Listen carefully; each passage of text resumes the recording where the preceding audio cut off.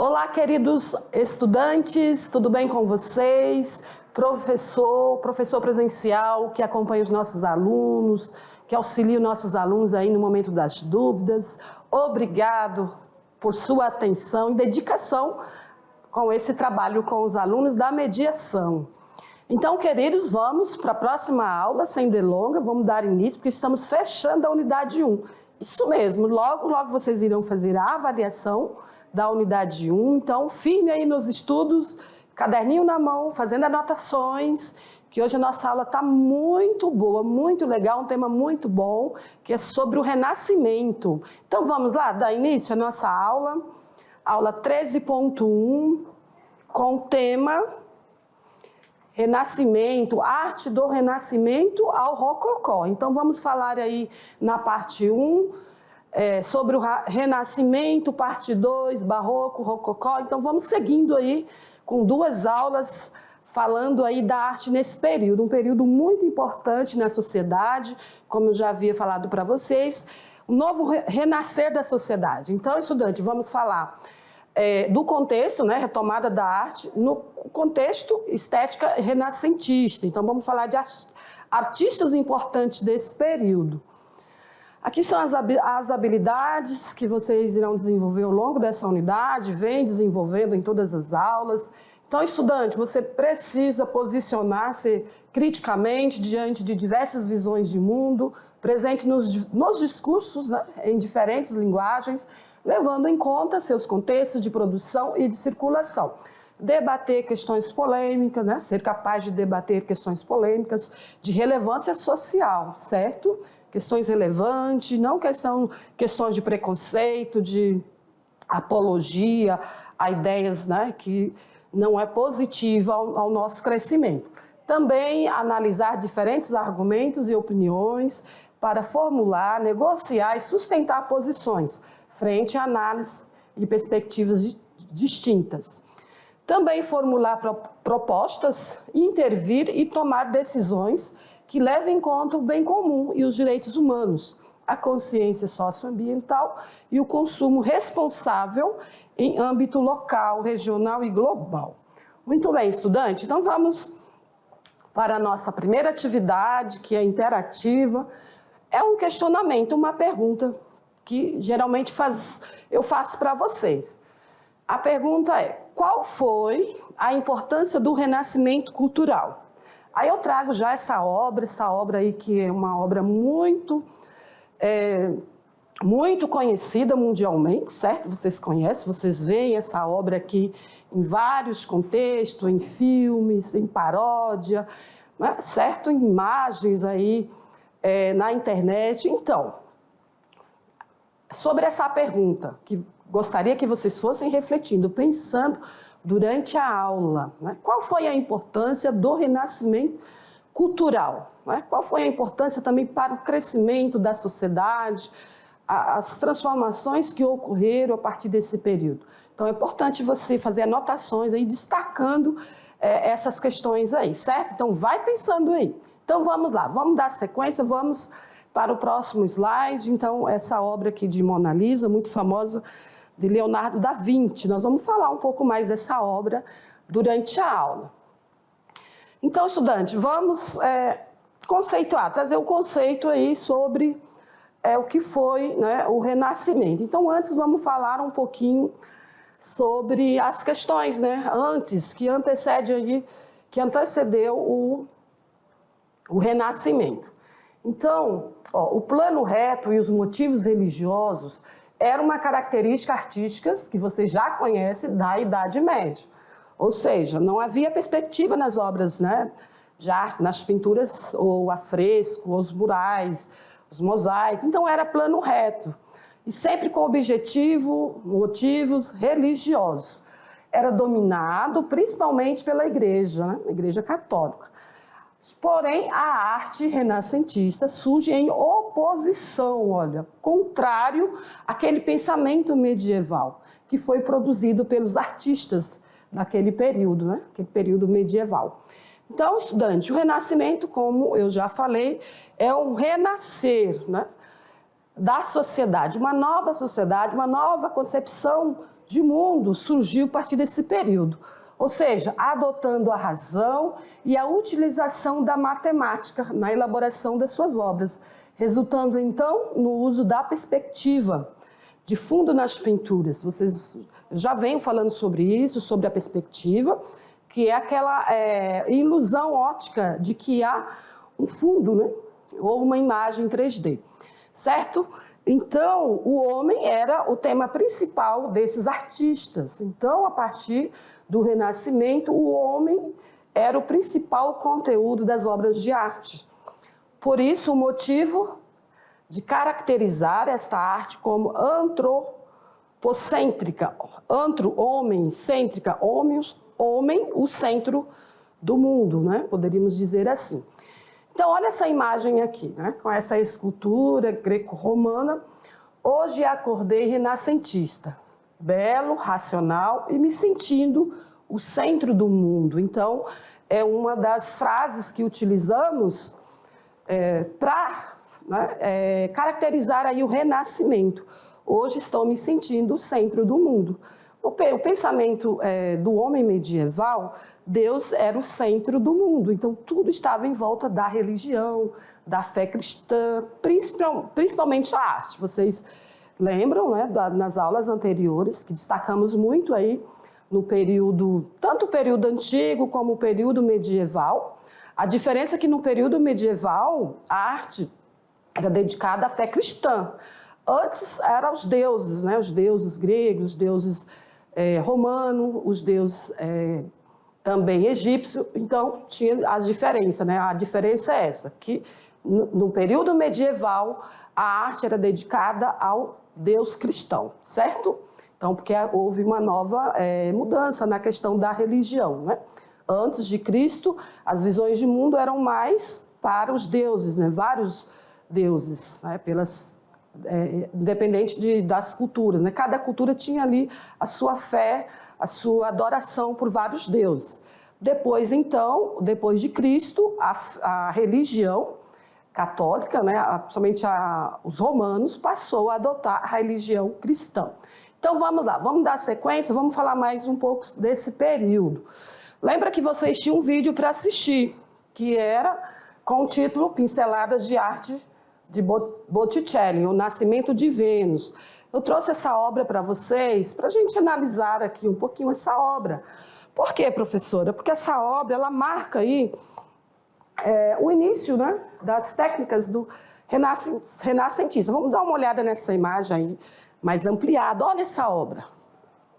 Observem os detalhes. Podemos já perceber diferenças, né, dos artistas medievais. Isso mesmo, olha, tem fundo, né? O artista ele já dá uma perspectiva de fundo, como o mar, as águas que vocês estão observando aí. Também a paisagem, o uso de paisagem. Então, não é mais aquela tela plana, né? E também o artista ele utiliza aí já uma pintura em tela, o que não ocorria muito com os artistas medievais, que sempre faziam, né, os trabalhos, as pinturas, por exemplo, em afresco, em murais, né, em capelas, enfim, no teto da igreja, nas paredes, enfim, aqui o artista ele já utiliza telas. Então, tem muitas curiosidades sobre a obra. Então, vamos lá, vamos olhar a obra com mais detalhes aí. Então, estudante, observe aqui à esquerda, né, a Vênus está no centro, apesar de que o artista ele não conseguiu dar uma simetria, né? A deusa ela não está tão simétrica assim. Observamos que ela está um pouquinho para a direita, né? No caso, para a esquerda, um pouquinho virada para a esquerda. Mas não vamos entrar nesses detalhes procurando coisas negativas da obra, não. Vamos falar aí das coisas interessantes que o artista desenvolveu nesse trabalho. Então, ele foi fazer uma viagem em Roma e lá ele observou muitos trabalhos greco-romanos. Isso mesmo, muitas esculturas, pinturas, se apropriou ali daquela cultura, né, a cultura por mitologias, né, por deuses, mitologias, enfim. Então ele teve essa ideia de fazer essa mitologia, o nascimento de Vênus. O artista é Sandro Botticelli. ele fez essa obra por encomenda, né? Um banqueiro político lá famoso pediu, faz um trabalho aí para mim, para eu ornamentar a minha casa. Ele foi e fez essa obra, né? Por encomenda. Então, estudante, o que nós observamos aqui? A utilização de várias técnicas, né? Já renascentista, como, por exemplo, essa noção de movimento. Observamos aqui a deusa aqui da primavera, com o vestido todo em movimento, também o deus do vento, com uma ninfa, né? Junto com uma ninfa ali soprando, empurrando Vênus para a Terra, em cima de uma concha. Então tem muitos detalhes interessantes aqui. A beleza, há uma beleza nessa mulher, né? No corpo dessa mulher. Interessante que ela busca ali fechar, né? Fechar não, esconder ali a sua nudez com a mão esquerda, a mão direita, com os cabelos ali, ela busca esconder a sua nudez. Isso porque nesse período ainda não havia artistas pintando nu. Então, Sandro Botticelli foi muito criticado por fazer essa obra com essa deusa aí, praticamente seminu, certo?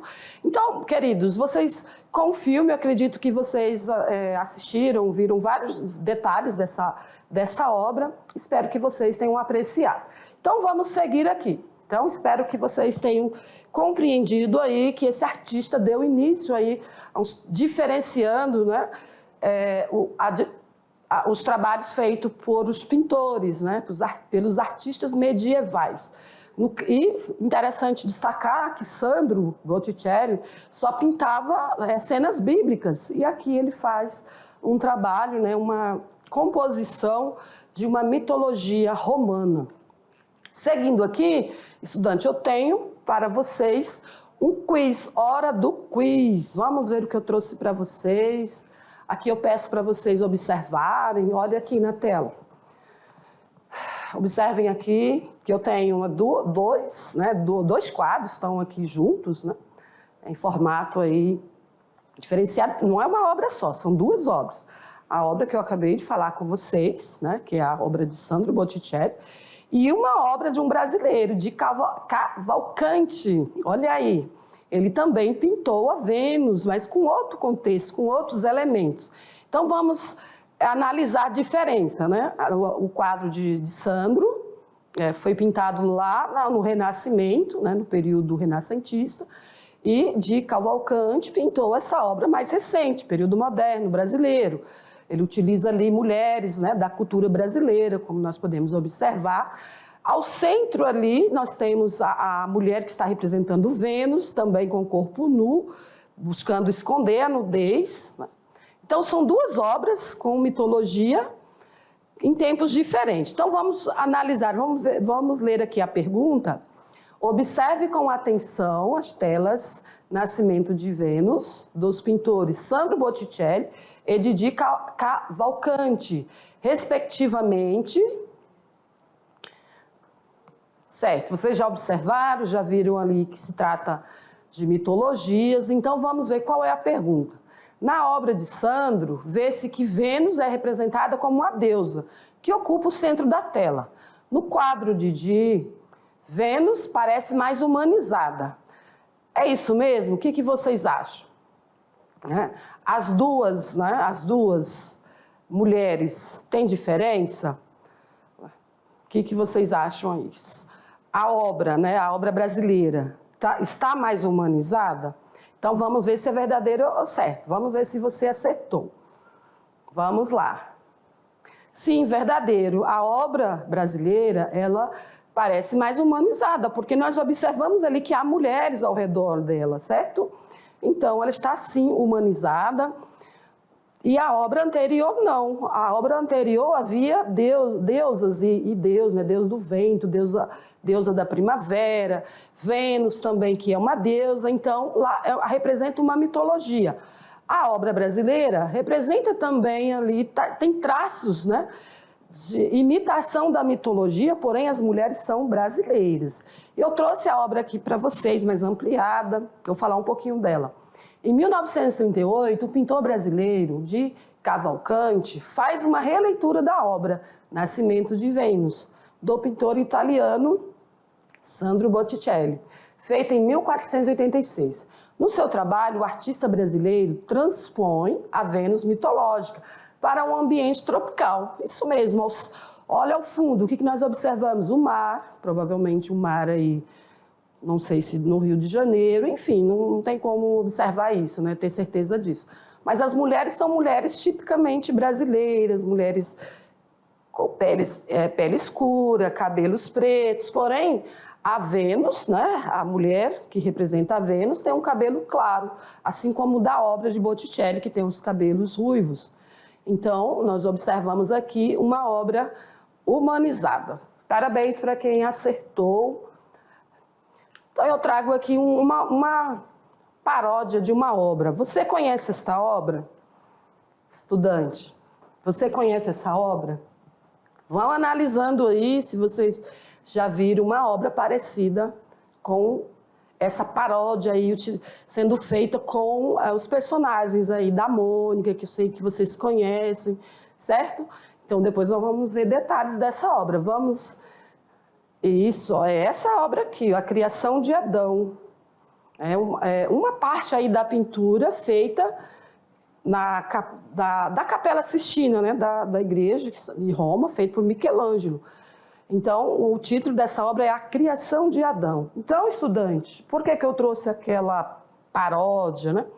Para vocês perceberem que é uma forma de brincar aí com obras de arte. Então, acontece muito isso, principalmente as obras famosas, né? Como esta aqui, A Criação de Adão. Então, uma obra também importante. É só uma parte, né? Então, o teto da capela foi pintada com várias imagens, aqui só é um detalhe. Muito bem, então vamos seguir aqui. Então vamos falar um pouquinho do contexto do Renascimento. Então o que foi o Renascimento? O Renascimento artístico representou uma das vertentes do período renascentista. Um período, né, ali após do contrário ou versus ao período medieval, com a profusão de diversas obras. Então, foi um movimento artístico, também intelectual, cultural, que teve início aí no século XV, na Itália. Com o declínio do sistema feudal, nós comentamos muito sobre que esse período medieval, o sistema político, né, social, cultural, era o feudalismo.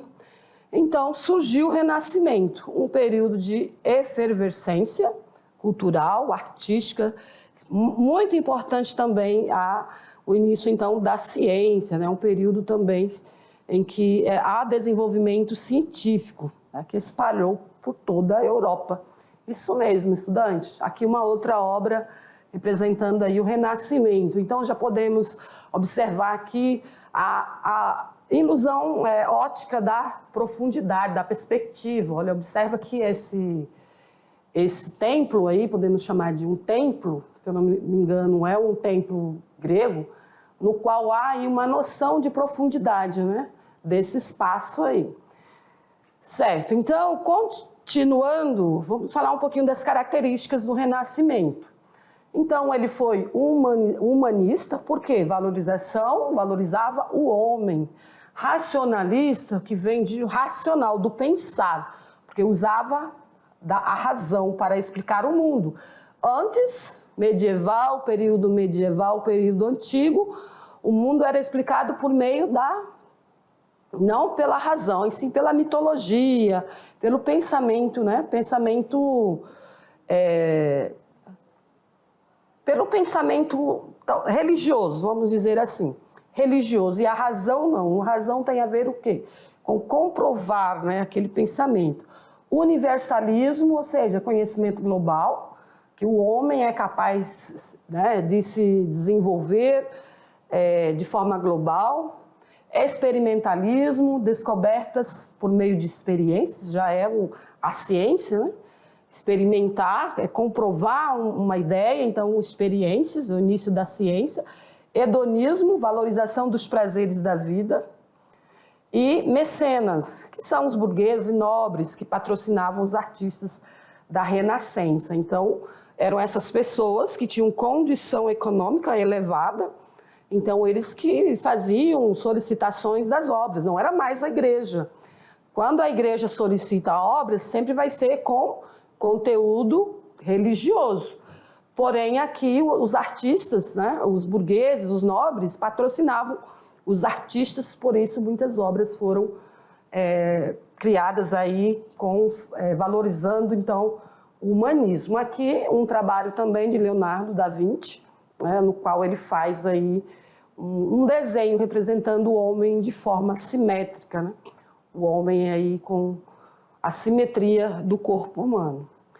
Seguindo aqui, vamos então para um clipe de imagens aí para vocês observarem outras obras bastante interessantes aí, renascentistas. Vamos lá assistir o clipe de imagem.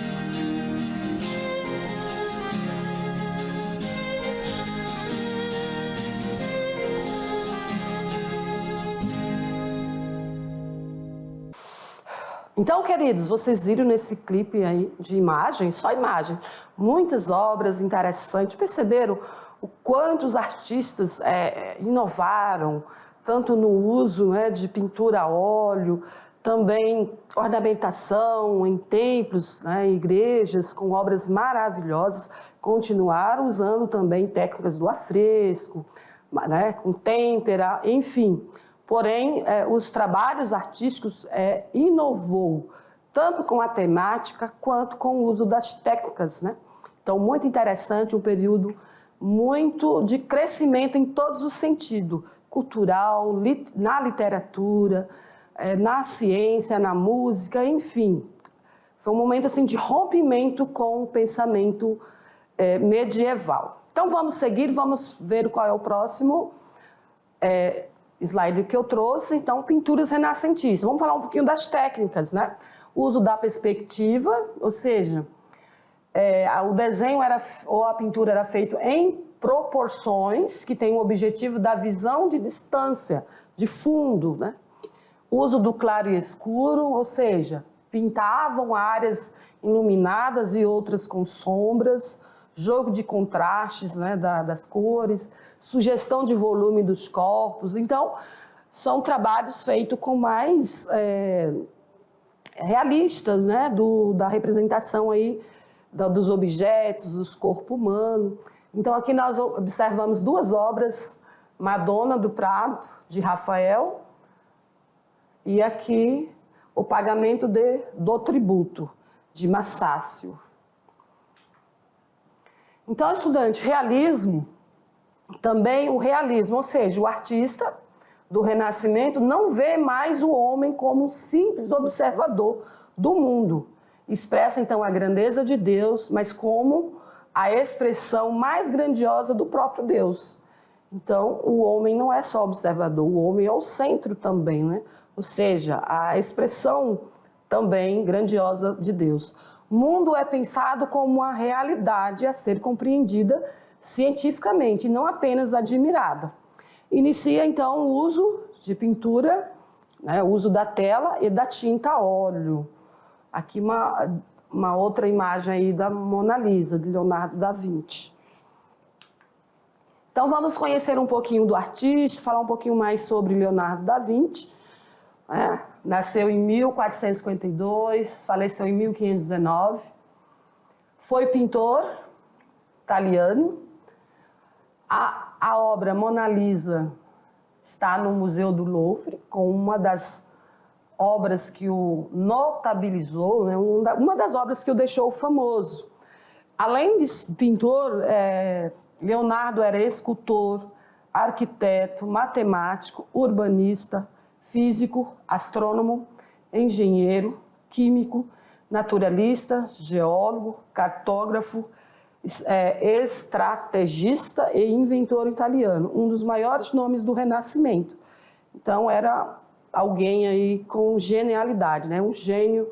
É claro que em algumas desses períodos aí, alguma dessas profissões, e talvez ele não tenha se dedicado, né, muito, mas como pintor ele foi, podemos dizer que ele foi gênio.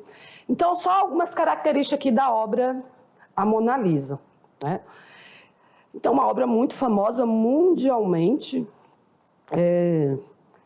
Podemos dizer que essa obra, ela foi feita, apesar de ser uma obra grandiosa, ela é bem pequena, viu, estudante? Ela foi feita sobre madeira, óleo sobre madeira, um retrato do busto, né? Podemos observar aqui que é só do busto para cima do corpo da mulher, e de uma mulher serena. O que nós podemos observar no rosto? Parece que ela está sorrindo, mas não sabemos se é um sorriso de alegria, de tristeza, de sensualidade, mas é um rosto de uma mulher serena.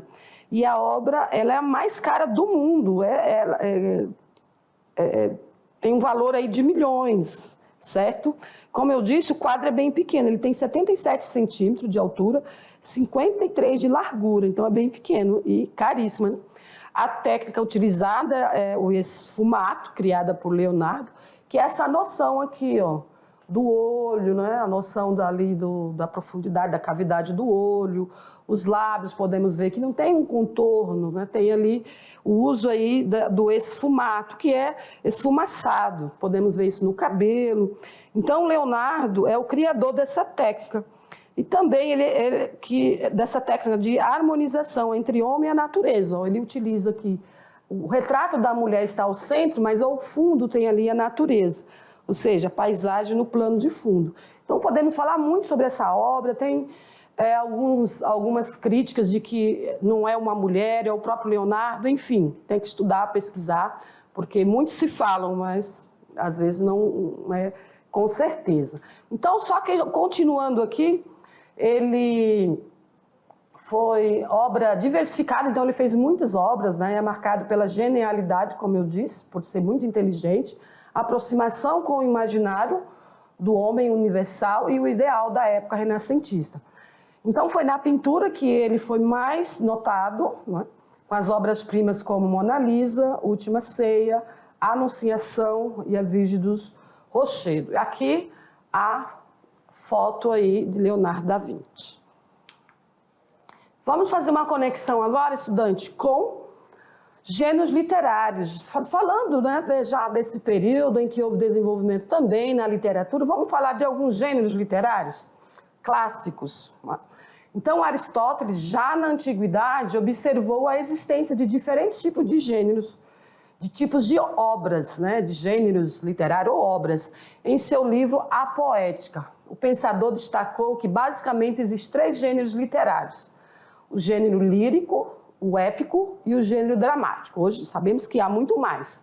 Então vamos estudar um pouquinho sobre alguns gêneros. O gênero lírico, já está dizendo, é o uso de instrumentos musicais gregos, em especial a lira. Então o uso de textos literários com música. O gênero épico, a epopeia, que já falei com vocês, né, que é uma forma de contar a história em forma de canção ou versos, né, que pode ser fatos reais, lendários ou mitológicos. Então, o gênero épico ou epopeia é um gênero literário de contar histórias com canção, com versos, né, certo? Não com prosa, sim com versos rimando ou canções. E o gênero dramático? Texto encenado de teatro. Aristóteles subdividiu esse gênero em tragédia e comédia. Então, o gênero dramático já é o texto para ser interpretado, né? O texto que ser desenvolvido aí com cenas, no caso, no teatro. E o romance? Romance, conflitos, personagens complexos, trama, né? Bem articulado, novela, narrativas literárias, curta, em que há poucos conflitos. E o conto? Vocês conhecem muitos contos, então é uma narrativa enxuta em que se apresenta um conflito único. E a crônica, narrativo reflexivo ao cotidiano das cidades. Então, muitos textos também com crônica, muitos livros que utilizam esses vários gêneros aí. O poema, vocês já sabem que é feito em versos, né? A canção, gênero híbrido, que utiliza tanto a literatura, textos e músicas. Drama histórico, peças teatrais, né? Então, o drama também é um dos gêneros que é desenvolvido em peças teatrais. E o teatro de vanguarda, peças teatrais influenciadas pelas vanguardas europeias. Deixa eu ver se eu trouxe mais para vocês aqui. Então, estudante, os gêneros são divididos em clássico e modernos. Quais são os gêneros clássicos? Deixei bem detalhado aqui para vocês compreenderem. Ó. Lírico, épico e dramático. Quais são os gêneros modernos? São vários, eu trouxe alguns. Romance, novela, conto, crônica, poema, canção, drama histórico e teatro de vanguarda. Então, dividi aí em dois grupos, né? Os gêneros clássicos e modernos. É claro que hoje vocês têm acesso mais aos gêneros modernos, certo? Sei que vocês leem muitos livros aí, do Clube de Leitura das Professoras de Língua Portuguesa. Então, sempre quando vocês forem fazer leitura de um livro, procure saber qual é o gênero utilizado, né, por aquele escritor. É importante, período, época, conhecer um pouquinho da biografia desse escritor, porque muitas vezes tem a ver com o momento que ele está vivendo, certo? Então, muito importante estar atento a isso. Em outras aulas, quero trazer mais dicas interessantes aí de literatura para que vocês fiquem cada vez mais preparados para ler os livros aí, as literaturas que estão disponíveis para vocês. Então, vamos voltar à tela, vamos concluir aqui o que eu estava falando sobre os gêneros. Então, alguns livros que mais são abordados no Enem. Estudante, também trouxe essa dica para vocês. Ó. Memórias Póstumas, de Brás Cubas, de Machado de Assis. Olha o gênero, romance. Dom Casmurro, Machado de Assis, gênero, realismo. Então, tudo isso vocês precisam estar atentos. Iracema, gênero romance. Vidas Secas, romance e ficção. Capitães de Areia, romance. E O Cortiço, naturalismo. Então, são muito mais obras, meninos. Porém, eu trouxe essas para vocês, que vocês possam aí ficar atento a essas questões aí dos gêneros, certo? Eu sei que vocês leiam muito, e quem não está lendo, comece a ler, porque no Enem, muitos livros, muitos textos desses livros são abordados nas provas do Enem. Então, vocês precisam ler esses livros, vão lendo devagar, tem esses livros impressos nas bibliotecas das escolas, vocês vão encontrar esses livros em PDF, certo? Então, vocês podem ir lendo com calma, tranquilidade. Ah, professor, mas não gosto muito de ler na tela do computador. Vai fazendo as leituras, fazendo as anotações, investigue mais sobre aquela literatura, que vocês vão obter muita informação. Quando for ler o livro na íntegra, vocês já estão ali bem preparados para assimilar bem aquele texto, certo? Então, vamos concluir, vamos ver o que eu trouxe mais para vocês. Vamos, então, responder. Lembra que eu fiz uma pergunta para vocês na atividade interativa? Qual foi a pergunta? Vamos ver. A pergunta foi sobre qual foi a importância do renascimento cultural.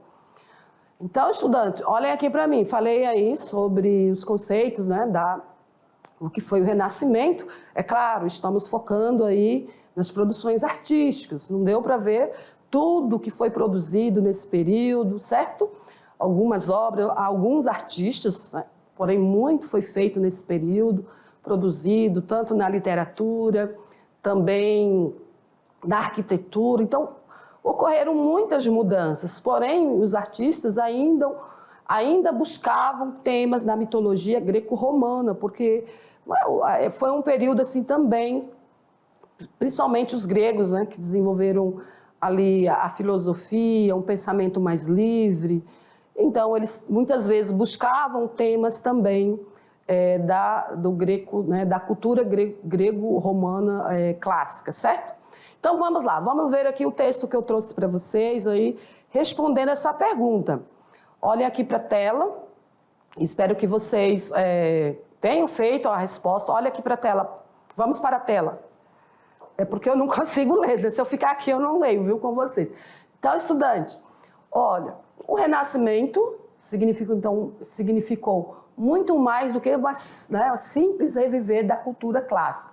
Ou seja, nesse período, ocorreram no campo das artes plásticas, eu trouxe algumas obras para vocês, também no campo da literatura, das ciências. Eu quase não faço comentários sobre ciências, porque amplia muito aí, nós não temos carga horária para falar, né, quais foram as criações científicas nesse período, mas foram muitas coisas, muitas inovações, né? Muitas inovações. Então, vocês podem fazer pesquisa aí no campo da história. Então, inúmeras realizações que superaram essa herança, né? O ideal do homem, ou seja, valorização do ser humano, da natureza, em oposição ao divino e ao sobrenatural. Estudante, não quer dizer que o homem passou a rejeitar, né, Deus, né, a religião. Não é isso, a religião continuou. Aliás, surgiram várias, né, religiões, católicas, protestantes, enfim. A questão é que o foco principal não era mais a religião, né, a fé no Deus, mas sim a natureza, o homem, o conhecimento. Certo? As pessoas não perderam a fé em Deus, não. Não pense isso. Continuaram, sim. Tanto que ainda continuou, né, muitas obras, né, com temas também religiosos, mitológicos. Então, o conceito da Idade Média, que era só o divino e o sobrenatural, ficou, né? Foi ficando ali, não como o objetivo principal. O artista do Renascimento buscou expressar a racionalidade e a dignidade do ser humano. Nós podemos destacar que o homem sem Deus também não é nada, né? Sem uma fé em algo superior também não é nada. Então, não quer dizer que abandonamos a nossa fé. Não foi isso. Mas o homem passou a ter aí mais atenção ao homem. É claro que muitas coisas foram inovadas, muitas coisas foram criadas a partir do Renascimento, porém o que continuou ainda foi as guerras, os conflitos, muitas coisas não, nesse sentido podemos dizer que não foram positivas, né? Com as tecnologias, o homem avançou, melhorou a vida em alguns aspectos, né? Como a medicina, como as tecnologias digitais que facilitam a nossa vida, porém também não deixou de aumentar a guerra, de matar pessoas com um número muito maior do que nas guerras medievais. Certo, estudante? Então tenha essa visão crítica sobre todo melhoramento, toda transformação social positivo, quando é para o bem comum de todos. Quando é para a maldade, quando é para tirar vidas, isso não é positivo. Então, precisamos também fazer essa análise. Então, queridos, são essas nossas referências da nossa aula. Espero que vocês tenham gostado de aprender mais sobre o Renascimento e vamos continuar nas próximas aulas. Obrigado pela atenção e aguardo vocês.